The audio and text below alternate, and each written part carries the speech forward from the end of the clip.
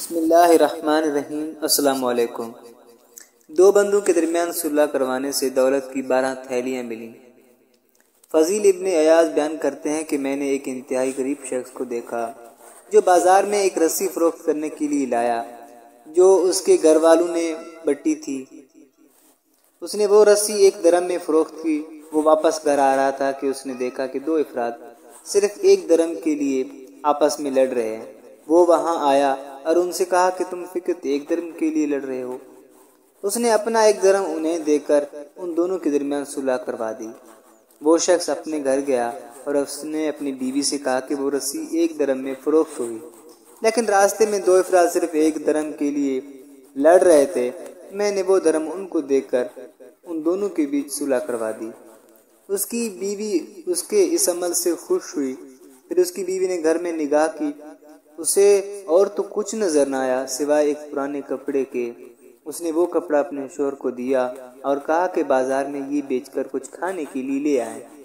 اس شخص نے وہ پرانا کپڑا اٹھایا اور بازار میں آیا، لیکن کسی نے بھی نہیں خریدا۔ اس نے دیکھا کہ ایک مچھلی فروش جس کے پاس ایک باسی مچھلی پڑی تھی، اس نے اسے بلایا اور کہا آؤ ہم آپس میں معاملہ طے کر لیتے ہیں، تم یہ مچھلی اس کپڑے کے بدلے میں لے لو۔